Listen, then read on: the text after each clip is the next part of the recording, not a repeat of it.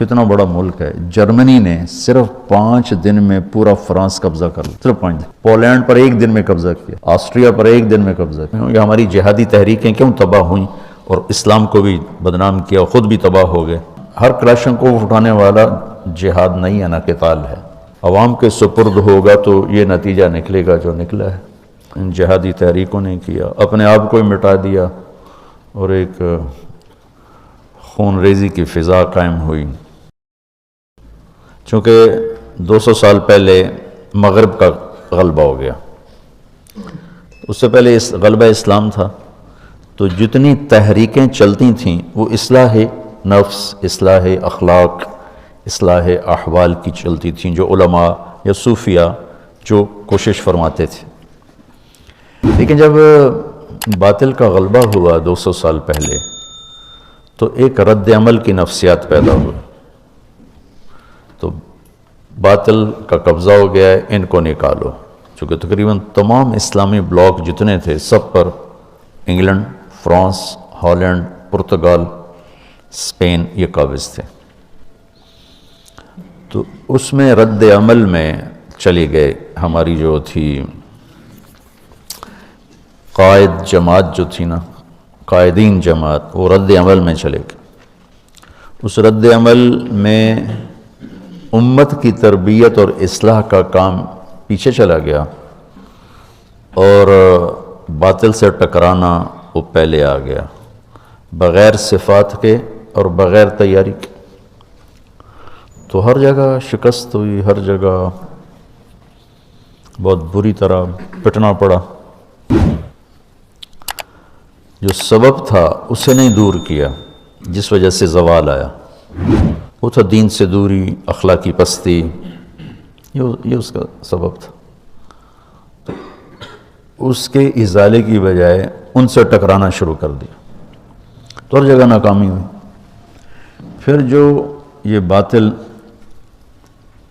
مغرب نے جو ملکوں کا قبضہ چھوڑا, وہ دوسری جنگ عظیم کی وجہ سے اتنے کمزور ہو گئے تھے کہ وہ قبضے برقرار ہی نہیں رکھ سکتے تھے. 1940 سے 1945 5 سال وہ جنگ رہی. فرانس کا کتنی دنیا پہ قبضہ تھا, کتنا بڑا ملک ہے. جرمنی نے صرف 5 دن میں پورا فرانس قبضہ کر لیا, صرف 5 دن. پولینڈ پر 1 دن میں قبضہ کیا, آسٹریا پر 1 دن میں قبضہ کیا. تو جتنے ملک دنیا پہ راج کر رہے تھے ان کی جئی تئی پھیر دی جرمنی, یہ گھنٹوں میں فتح کیے. تو وہ اس قدر کمزور پڑ گئے کہ انہیں ان ملکوں پہ قبضہ رکھنا ناممکن ہو گیا. تو وہ چھوڑنے پر مجبور تھے. تحریکوں نے باعزت چھڑوا دیا کہ بھائی چلو بھائی آپ کا مطالبہ بہت زیادہ ہو رہا ہے تو ہم جا رہے ہیں. یہ بات کبھی بھی نہ جاتے.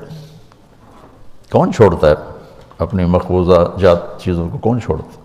اس قابل نہیں رہے تھے. لندن کھنڈر بن گیا, پیرس کھنڈر بن گیا, ہالینڈ کھنڈر بن گیا. جرمنی نے تباہی پھیر دی. مولانا لحاظ صاحب رحمۃ اللہ علیہ کہتے تھے انہیں نکالنے کی محنت نہ کرو, ان کے بعد آنے والے ان سے بھی برے ہوں گے, کیونکہ یہ ہمارے بزرگوں کی سزا میں آئے ہیں ان کے گناہوں کی وجہ سے. ہمارے گناہ ہمارے بڑوں سے زیادہ ہیں, جو ان کے بعد آئیں گے وہ ہمارے گناہوں کی سزا میں آئیں گے تو ان سے زیادہ وہ برے ہوں گے. وہی ہوا ہے. خیر مضمون دوسری طرف چلا گیا. یعنی سیرت سے استفادہ کرنے کے لیے صرف یہ حدیث میں آیا اتنا کافی نہیں ہے. تاریخ کو پڑھنا ضروری ہے, نہ چیزوں کو محل پہ نہیں رکھ سکیں گے.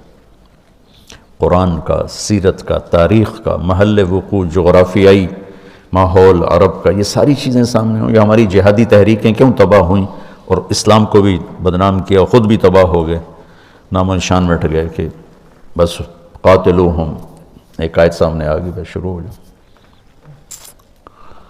اور اپنوں کو ہی ذبح کرنے لگے. اب یہ دیکھو کتب علیکم الصیام, الف لام ہے نا, ان الصلاۃ کانت علی المؤمنین کتابا موقوتا، الف لام، اقیموا الصلاۃ الف لام، آتوا الزکاۃ الف لام، تو فمن فرض فیہن الحج الف لام ہے، اور دوسری آیت کیا ہے، وَلِلَّهِ عَلَى النَّاسِ حِجُّ الْبَيْتِ، تو معرف بالاضافہ ہے، جتنے فرائض ہیں نا یہ معرف ہیں، معرفہ ہیں، ٹھیک، اور معرفہ متعین ہوتا ہے، نکرہ غیر متعین ہوتا ہے، ٹھیک، تو کتب علیکم القتال الف لام کے ساتھ، ہر بندگی کو نماز نہیں کہتے، ہر خرچ کو زکوٰۃ نہیں کہتے، ہر بھوکا رہنے کو روزہ نہیں کہتے، 2 چادریں پہننے کو حج نہیں کہتے، ایک مخصوص شکل ہے، ایسی شکل جو اپنی پہچان کروا دے، اس لیے تو اس کو معرفہ کہتے ہیں۔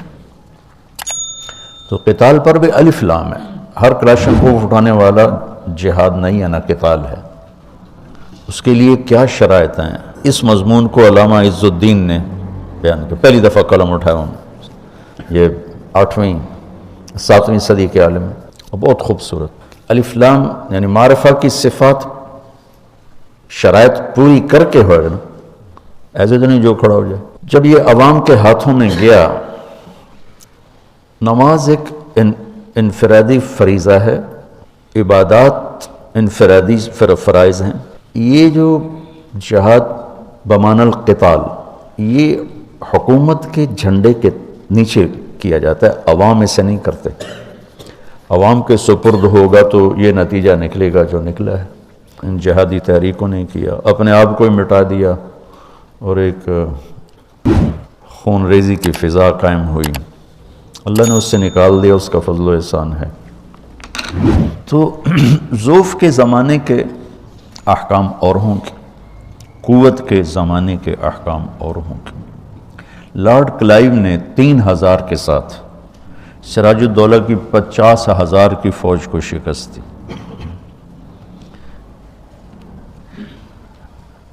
اور 3000 انگریز نہیں تھے سارے، وہ تو مقامی، انگریز تو چند 100 تھے، باقی تو ساری مقامی فوج تھی، توپ خانہ، کہ وہ 17ویں صدی میں وہاں سائنسی ترقی شروع ہو چکی تھی، تو توپ خانے کی وجہ سے ان کے پاس وہی تلواریں، ادھر پورا توپ خانہ تھا۔ انہیں سراج الدولہ نے غداری کی، اب ٹھیک ہے کی ہے، میں اس کا انکار نہیں کرتا ہوں، لیکن یہ کوئی بڑی وجہ نہیں تھی شکست کی۔ شکست کی وجہ بہت بڑا فرق تھا اسباب کا۔ تو ایک آدمی نے جا کے ہیروشیما پہ بم مارا، ایک آدمی، وہ سارا ہیروشیما ناگاساکی کھنڈر ہو گیا۔ تو یہ تعداد پہلے دور کی بات تھی، زیادہ لشکروں کے ساتھ حملے کرنا۔ تو ایک آدمی بٹن دباتا ہے، سمر مبارک صاحب جو یورینیم بنایا عبد القدیر صاحب نے، اور آگے اس کو ایٹم بم بنایا ڈاکٹر سمر مبارک صاحب نے۔ میری ان کی ملاقات ہوئی مکہ میں کھانے پر، میں نے بلایا ان کو، بزدل ہیں۔ تو اب تو عدد کی جنگ نہیں ہے، اللہ تعالیٰ بچائے، حفاظت فرمائے۔